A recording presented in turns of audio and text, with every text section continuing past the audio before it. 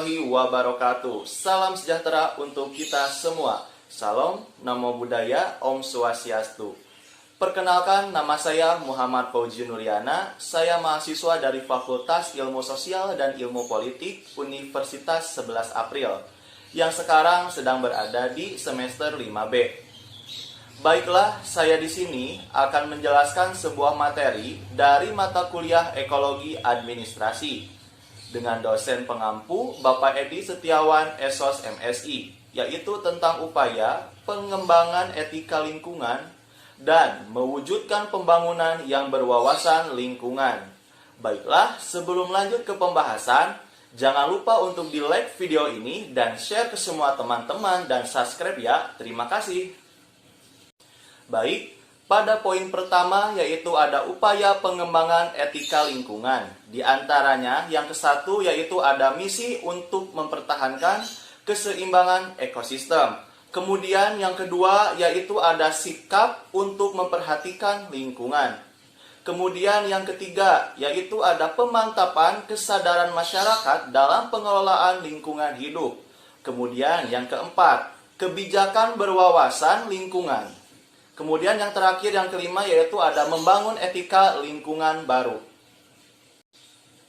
Baik, di sini yang ke-1 yaitu ada penguatan misi untuk mempertahankan keseimbangan ekosistem, yang merupakan misi mulia untuk mempertahankan keseimbangan ekosistem di tengah-tengah tuntutan dan kebutuhan pelaksanaan pembangunan, yang merupakan masalah yang sangat sulit. Maka dari itu, landasan ini harus memiliki kekuatan yang memaksa dalam pelaksanaannya. Kemudian pada nomor 2 yaitu ada penetapan sikap untuk memperhatikan lingkungan, yaitu merupakan pemerintah melalui programnya menetapkan sikap dasar yang sangat memperhatikan lingkungan dalam melaksanakan pembangunan. Hal ini dilakukan dengan tujuan menilai implikasi sosial, ekonomi, ekologis, dan politis dari pola-pola tersebut. Tentunya akan dijadikan dasar penentuan kebijaksanaan. Kemudian pada nomor 3 yaitu ada pemantapan kesadaran masyarakat dalam pengelolaan lingkungan hidup. Apa sih kesadaran dan kehidupan masyarakat? Yaitu yang berkaitan dengan pengelolaan lingkungan hidup telah berkembang sedemikian rupa dengan Undang-Undang Baru Nomor 23 Tahun 1997 yang lebih disingkatnya yaitu Undang-Undang Pengelolaan Lingkungan Hidup atau disebut UU PLH. Kemudian yang keempat yaitu ada kebijakan berwawasan lingkungan. Dengan kekuasaannya terhadap lingkungan, manusia tidak dapat melepaskan diri dari keterikatan yang lebih kuat dengan cara menjaga keutuhan lingkungan hidupnya. Dan hal yang perlu diubah adalah cara penguasaan dan cara pemanfaatannya. Karena manusia dapat menguasai dengan cara menghargai, mencintai, mendukung, dan mengembangkan.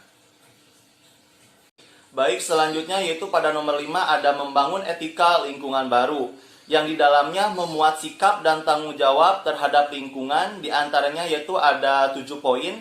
Yang ke-1 ada manusia harus menghormati alam.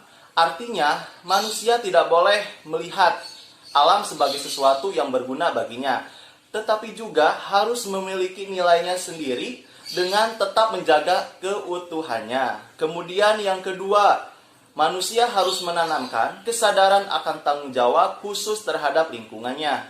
Kemudian yang ketiga, manusia harus merasa bertanggung jawab terhadap kelestarian biosfer. Kemudian yang keempat, solidaritas dengan generasi-generasi yang akan datang harus menjadi acuan dalam pengelolaan lingkungannya. Kemudian yang kelima, etika lingkungan hidup baru memuat larangan keras untuk merusak alam. Kemudian pada poin ke-6 yaitu ada perlu dikembangkan prinsip proporsionalitas. Kemudian yang ke-7, prinsip pembebanan biaya pada penyebab. Baik, di sini pada poin yang kedua ada mewujudkan pembangunan yang berwawasan lingkungan. Di sini ada beberapa pendekatan untuk mewujudkan pembangunan berwawasan lingkungan. Di antaranya yaitu yang pertama ada pola pendekatan filosofis. Pada dasarnya banyak ajaran filsafat dan agama yang menganjurkan manusia untuk bisa saling memelihara, menghargai, dan hidup menyatu dengan lingkungannya. Akan tetapi, pelaksanaan hak dan kewajiban manusia dalam mencapai kesejahteraan harus bisa memperhatikan kelestarian lingkungan alam, serta tetap tersedianya sumber daya yang diperlukan. Oleh sebab itu, manusia harus melakukan pengelolaan yang bijaksana, rasional, cerdas, dan bertanggung jawab.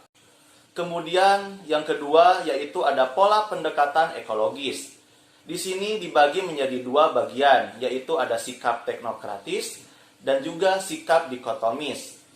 Sikap teknokratis secara umum, teknokratis artinya menampilkan untuk menguasai sesuatu. Jadi, pada intinya, sikap teknokratis ini merampas dan membuang alam dan juga mengambil semua yang diperlukan dalam kehidupan manusia. Kemudian yang kedua yaitu ada sikap dikotomis, yaitu berarti melihat dan menempatkan lingkungan terpisah dari kehidupan manusia. Sudut pandang kepentingan, sikap ini nantinya akan memunculkan sebuah perilaku tidak peduli terhadap lingkungannya.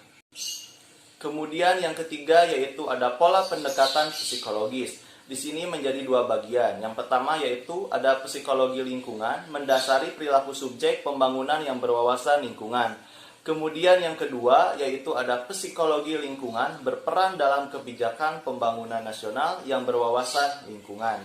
Baik, di sini saya akan menjelaskan yang pertama yaitu ada psikologi lingkungan, mendasari perilaku subjek pembangunan yang berwawasan lingkungan, yang merupakan suatu disiplin yang memperhatikan dan mempelajari hubungan antara perilaku manusia dan lingkungannya, dan juga hubungan yang saling bergantung antara manusia dan lingkungannya, yang nantinya akan dikembangkan pada disiplin psikologi lingkungan. Kemudian yang kedua yaitu ada psikologi lingkungan, berperan dalam kebijakan pembangunan nasional yang berwawasan lingkungan. Di sini secara umum peranan psikologi lingkungan dalam penentuan kebijakan pembangunan nasional yang berwawasan lingkungan meliputi 3 hal. Di antaranya yaitu ada fungsi inspiratif, ada fungsi daya operatif, dan juga ada fungsi evaluatif. Baik, di sini saya akan menjelaskan yang pertama yaitu ada fungsi inspiratif yang merupakan kata benda yang berarti ilham, dan sedangkan kata ilham itu memiliki arti petunjuk Tuhan yang timbul dari hati. Dengan demikian fungsi inspiratif digunakan sebagai dasar petunjuk, pemahaman, dan analisis kritis dalam berwawasan lingkungan. Terus kemudian yang kedua yaitu ada fungsi daya operatif yang merupakan kata sifat dari operasional, yang berarti fungsi yang didasarkan pada karakteristik yang dapat diobservasi serta ditentukan kebenarannya oleh orang lain. Dan yang terakhir yaitu yang ketiga ada fungsi evaluatif yang merupakan proses penilaian yang bisa menjadi netral, positif, negatif, atau gabungan dari keduanya, serta bisa menyediakan informasi yang berguna dan juga untuk menentukan suatu kebijakan yang telah ditentukan. Baiklah, tidak terasa sudah di akhir penghujung acara. Sekian pemaparan materi yang bisa saya sampaikan. Semoga bermanfaat bagi semuanya. Dan mohon maaf apabila masih ada kekurangan ketika saya menyampaikan materi tadi. Karena di sini saya masih dalam proses tahap pembelajaran. Saya Muhammad Fauji Nuriana, pamit undur diri di hadapan Anda. Semoga bertemu kembali di video-video selanjutnya.